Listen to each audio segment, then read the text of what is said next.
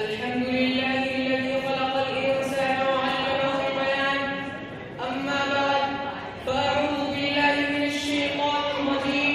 بسم الله الرحمن الرحيم.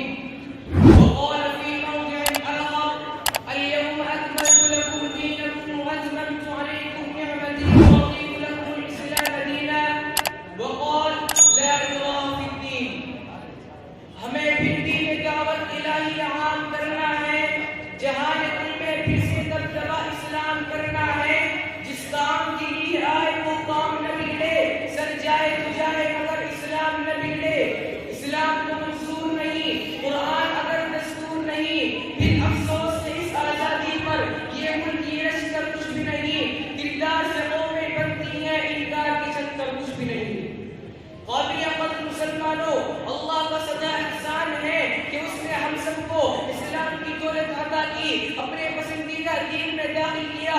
اسلام آیا تو تمام قوموں کی جہالت، قدیم تہذیب و تمدن چند سال میں بدل گئی. دنیا ظلم پر پرہیز سے نکل کر امن و امان میں چلی گئی. خالق حکیم کو بھولنے والے اور لاتعداد معبودوں کی پوجا کرنے والے توحید کی سنت کے علم بردار اور مبلغ اسلام بن گئے. اسلام آیا تو کفر و شرک، ظلم اور نقصانی خواہشات سے بھری ہوئی بنجر زمین اسلام کی عمدہ پاک باز تعلیم اور روحانی اخلاق کی بدولت سرسبز و شاداب ہو گئی. لہذا ہم کہہ سکتے ہیں کہ اسلام میں وہ خوبیاں ہیں جن سے دوسرے مذہب اور دوسرے ادیان خالی ہیں. اسلام امن و امان کا پیغام دیتا ہے. اسلام اتحاد و اتفاق کا سبق دیتا ہے.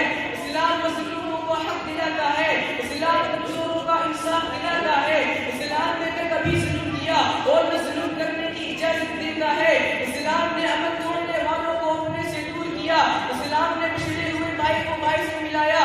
اسلام نے بچھڑے ہوئے بھائی کو بھائی سے ملایا.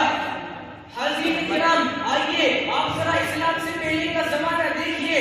وہ زمانہ کتنا بھیانک ظلم بربریت کا زمانہ تھا.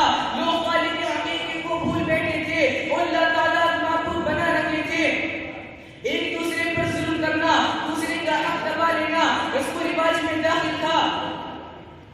اپنی ہی اولاد کو اپنوں ہی ہاتھوں قتل اور زندہ دفن کر دینا رسم و رواج میں داخل تھا. اور ایک خاندان دوسرے خاندان سے برس روا کرتے تھے اور اس